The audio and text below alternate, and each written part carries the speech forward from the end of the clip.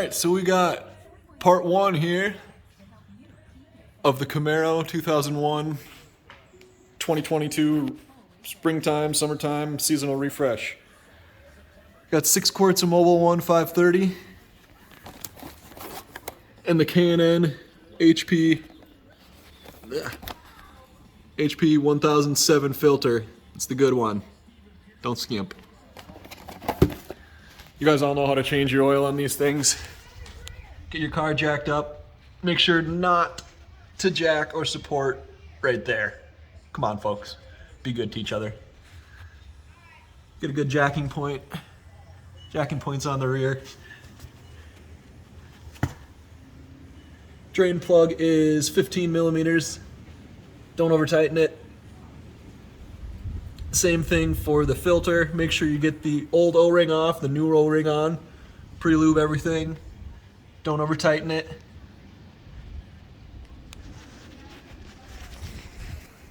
Add your 5 quarts. Then check and come back and get it all the way topped up. Not rocket science, folks, but hey, there's a wrong way to do it. So we're gonna get that oil new in there and a filter on with the new date on her, and then on to the fun stuff. I don't know what we'll do next, but we'll see. Hey YouTube, I'm back with the Camaro. So I've been working on the stereo and doing the wiring for the sound system, and I've got my amplifier and my sub in the box all ready to go. It's got the terminals on the back there. And I pre-fit my new deck. If I can focus there. There we go. It is a dual XDVD 25 XDVD 251 BT. And it's replacing this Kenwood unit. And the reason I'm replacing it is because this one has an aux port, and I'm putting in a backup camera and controlling a subwoofer, which that one could do, but that one was just old, so I'm replacing it to my liking. Got the car all blown apart. I'll walk you through my wiring here. Starting at the back, how about? So I got my camera, and what I did was pop out these pins. They're back in now. And then I routed the wire kind of up through there, past the light. And then there's actually underneath the tail panel on these Camaros, there's this grommet right here. And I put the wire through there, passed it through, and brought it out through here. And that connects to the main wiring system for the camera, which is power right here, and then the camera, which is the yellow. My whole goal with this was to make it minimally invasive on the car, to not modify the car at all in order to put my stuff in. So I did not tap into power back here in the reverse lights as some people do. I tapped it into the wiring, and I'm running everything up front and going into the stereo system wiring. And the only wire that will be in the main harness that's not disconnectable is the steering wheel controls, which I'll use a quick disconnect on a T, and I'll show you that when I get up there. Then I got the speaker wires right here, and those will just loop around back over to where I'm going to mount the amplifier. The subwoofer fits in here, and to not modify the car, there's a stud here if you've got the monsoon system with the remote disc changer, which is no longer there. And what I did was, you can see the little bit of sawdust here I have to vacuum. I drilled a little hole in the bottom of the box so it fits over the top of that and then kind of centers itself in this little cavity. And it won't move around at all, so kind of 2 birds with 1 stone. And then ditto with the amplifier, which I'm going to mount over here. I'm going to use these 2 body mounting bolts that hold the quarter panel on. There's one here and one over here.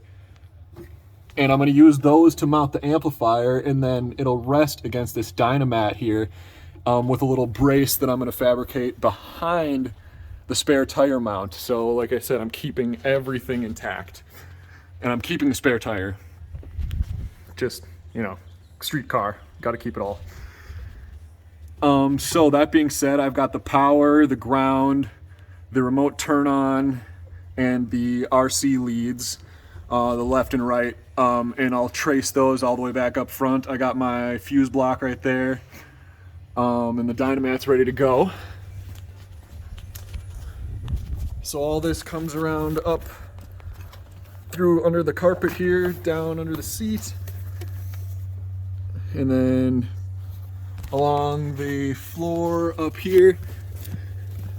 The power, as you can see, goes up through the grommet out under the hood, and everything else I've already tucked it kind of under the carpet. Everything else gets routed up here, including the amplifier gain knob, which is right there. That's the cord or the cable for it, and I mounted that right here just with some little sticky pads, so they're easy to take off. Just clean it up with some isopropyl alcohol. Tuck this back in here.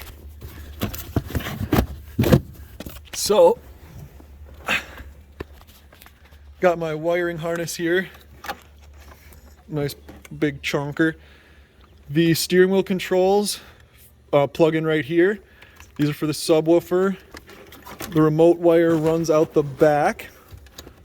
And here is the wire harness that goes to the car. So as you can see, right here, the steering wheel control is tapped in with a quick tap on this quick disconnect, and that will connect with this right here. So that'll just plug, one-handed, we'll plug in, right about there. And then the whole main harness plugs together right there. So everything is quick disconnect. The remote wire runs out the bottom, that blue one. And then you can see that black one with the white stripe is the incoming wire for the reverse camera. And that's all tapped into the harness right here, instead of this harness, because that's the actual car harness. So in order to pull this out, all you'd have to do is disconnect the disconnects, unplug this. This is the radio antenna that it needs to be plugged in.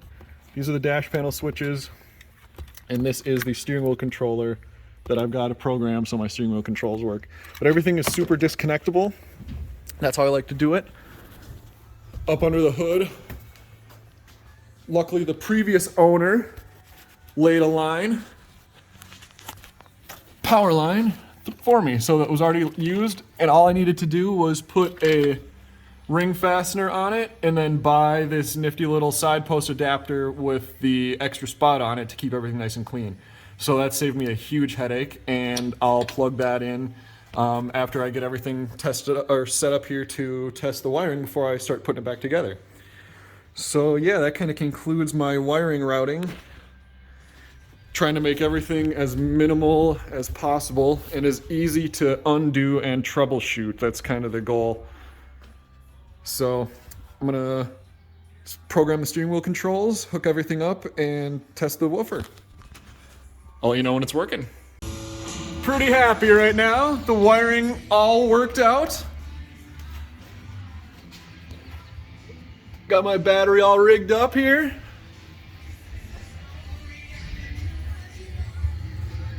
Amps illuminated. Sub's going. No, nothing's on fire. And the best part of all, watch this. Oh, steering wheel controls.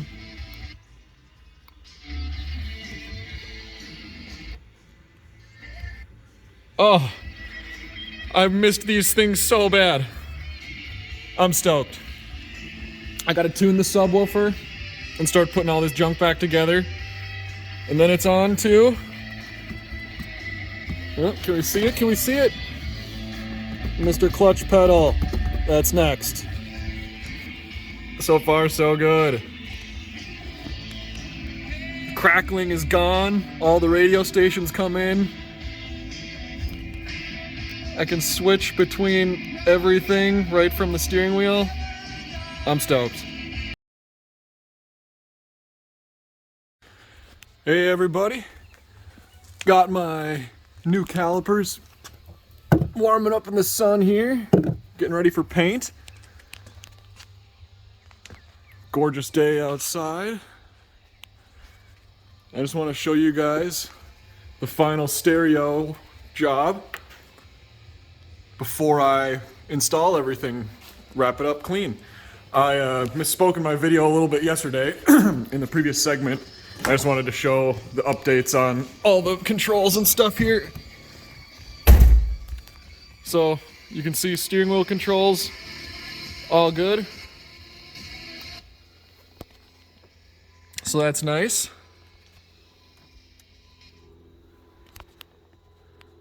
All that works. And then I finally got the camera fixed. So there's this backup cam. And then also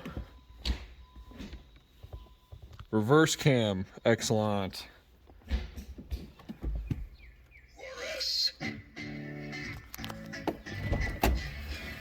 And what you really want to do is make sure you wire it right.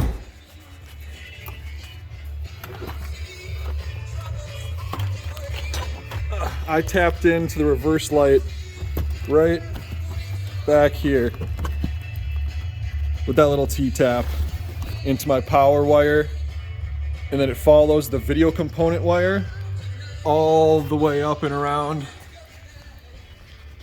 up under the dash into the radio, and then that gets wired into the reverse positive pink and connects to the light, and so it knows when you're in reverse. The video plugs into the back, and then power has its own supply, so it taps into negative and positive, and I tapped that right into the back of the radio as well, just to not have anything extra into the car. So I'm gonna get this all put back together, and I'll bring you guys back after I've done that and maybe tossed some paint on the new stuff.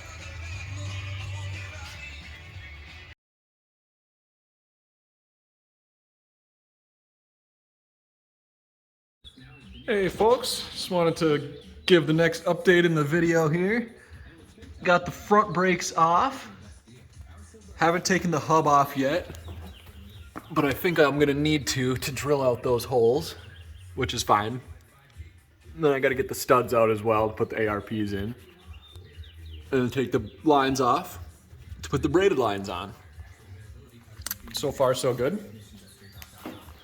Got the old rotors and calipers here. I used my nifty little syringe to suck out the master cylinder. And so hopefully the last of the, yeah, they're pretty much done draining. That's been the same level for a while, so that'll be good. Then on to the rears. Those are next. And then eventually I got all the stuff to put on here, and then I got the tick master cylinder for the clutch to deal with as well. But the interior is all back to a car. Oh yeah, new dash is lovely. All the trim is back together, except for those which go under there because obviously gonna be messing with the clutch.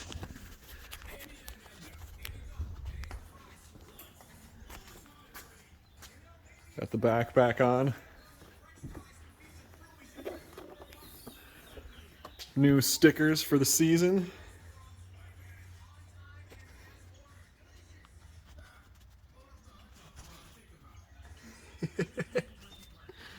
So yeah, everything fits in here real nice. Speaker, new subwoofer, the T-tops, plenty of room. Panel fits back on. Can never tell there's an amplifier back there. No wires anywhere. And the camera works like a charm. Sweetness. So I'll take you back around down here.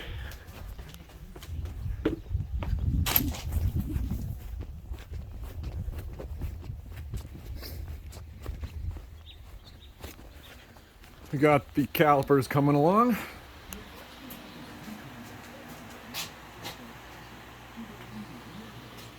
Nice. They're about dry. Oh, lovely. I got some Brembo decals to put on and some clear coat. Do that next and tune in with you guys in a bit. Update time on the Camaro. It's been a glamorous job over here. Got the fronts off and the rears partially off. These brake rotors are locked on these hubs. I've soaked them in penetrant, but they're not coming off. So I'm gonna have to get a torch and heat the shit out of it and then beat it off. That's just how it's gotta be.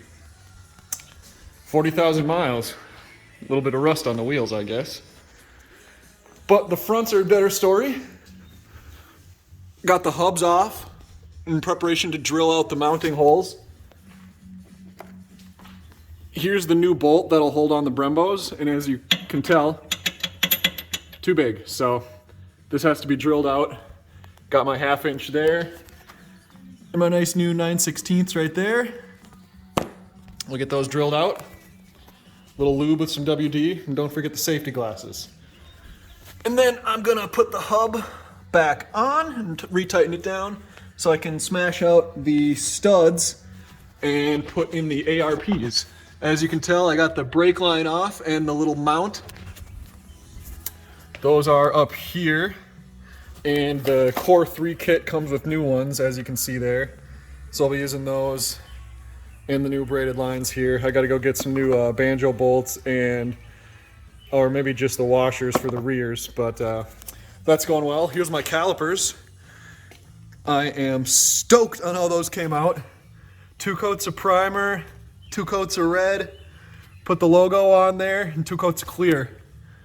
So the logo is covered up by the clear. They look great. I am super stoked to put them on.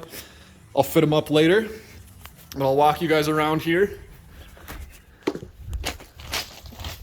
and see what we got going on in the bottom garage with the rears.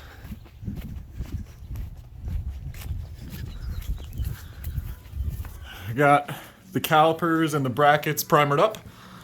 Put another coat on them shortly here. Then I'll get them painted red as well. Be all matchy-matchy. So yeah, progress is coming along. We'll get those rears off and test fit the fronts, and we'll start assembling. And then it's onto the master cylinder. Maybe I'll take that out later today. Hey YouTube, little update here. Got the front hubs off and the holes for the new bolts partially drilled, but I needed a bigger drill because it wouldn't fit the bit that I had. So I got one from a friend and got a drill. That one's done already. Got to do this one. Then I'll go get the calipers from the paint garage. But more importantly, this is off. All it took was a little persuasion from these two. It was on there like a bastard, so don't be afraid to smack it. I'm gonna wire wheel the shit out of the hub, and then when I put everything back together, there's gonna be a liberal use of anti-seize. So, and yeah, then the brakes will start going back together with the new rotors, which I'll show you after I get the calipers put back together with the new pads. Excellent. All right, friends, little update here. Back in the garage, as you can see, the rears are done. Got the EBC yellowstuff pads in there, got the new rotors, and my nicely painted original stock calipers, freshly greased up and lubed. I think they look wonderful. I got the new Corvette front rotors up here and my fresh caliper all mounted up in its goodness. But as you can see, the mounting bolts stick out, so I'm gonna have to make a run to the hardware store and get some washers to make those flush. I'll go pick up 4 of those and bring the bolt with me to make sure that they fit around the backside here. Yeah, I'll just get them so the washers are the same size as the head of the bolt there. No problem. Then I got my Core 3 braided lines here. Sorry about that. And I've emailed them just to figure out how exactly the mounting bracket fits here, but we'll see what they get back to me with on that front. So I got all the pieces, I'm just a little bit confused how it goes together to mount securely at the junction there. So I'll keep you updated when I have more to say. YouTube, what is up? It is going well on my end. I am midway through the stud install of the new ARP lengthened studs. Here is the comparison between the stockers and the ARPs. They are part number 17708, 12 millimeter by 150 degree, 1.5 pitch. And what I'm doing is using a big socket with a 3/4 inch drive opening so the stud fits through. And then I got a lug nut and I greased them all up real good so they slide on each other and spin. And then I just hit them with my nice impact wrench there, and so far so good. Got the other side to do as well, and I also got my washers for the brake lines, caliper mounting bolts. That's 2 of them on one bolt there. Focus, there we are. But that's what they're like normally, and I already test fit them with my calipers, and the rotor spins perfectly with no contact. So I went on to the next step because my wheels are not stock. Got some torque thrusts, and if you couldn't guess earlier, they do not fit over those calipers. So back spacing it is, which is why I got the studs and the spacers. So we'll test fit everything after the studs are on. Peace.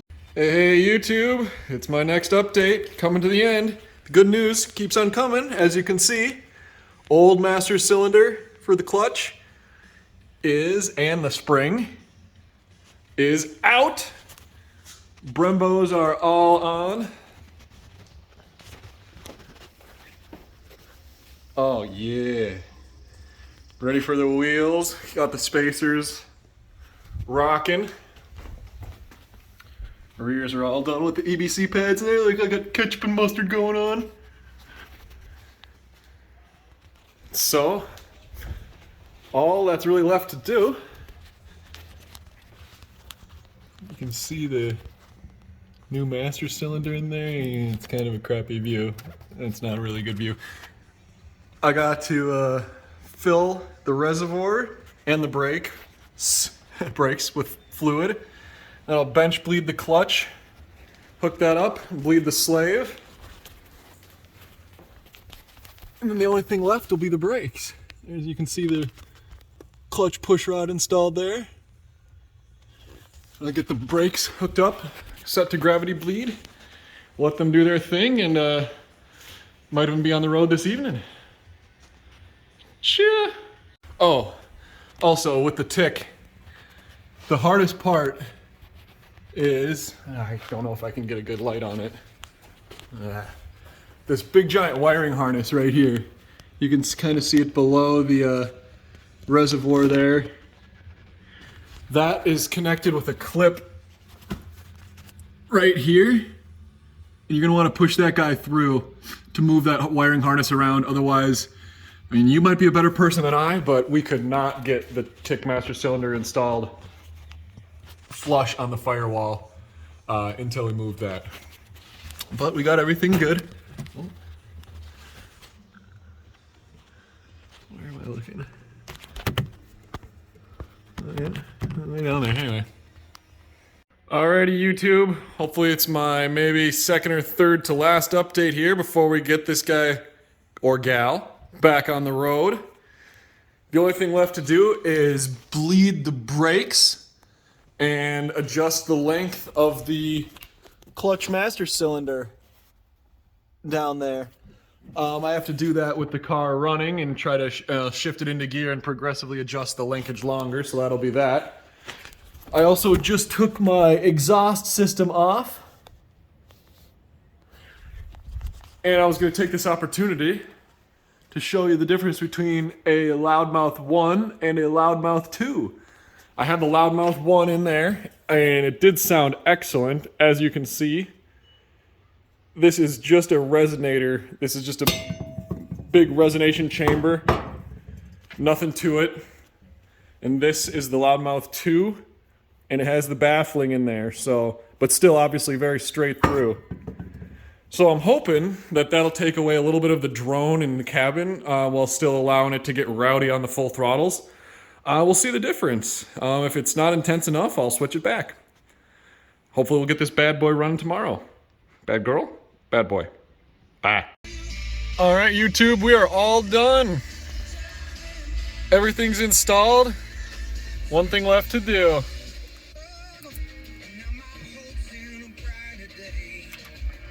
Oh yeah, we are set. We are ready to drive now. Watch this. Look at that, all the lights off. Perfect, no error lights, no nothing. Love it.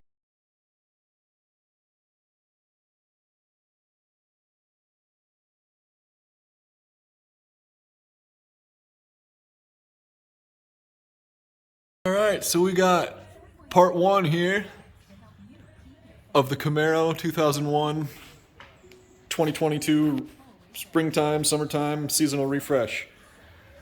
Got 6 quarts of Mobil 1 530 and the K&N HP 1007 filter. It's the good one. Don't skimp. You guys all know how to change your oil on these things. Get your car jacked up. Make sure not to jack or support right there. Come on, folks. Be good to each other. Get a good jacking point. Jacking point's on the rear. Drain plug is 15 millimeters. Don't over tighten it. Same thing for the filter. Make sure you get the old O-ring off, the new O-ring on. Pre-lube everything. Don't over tighten it.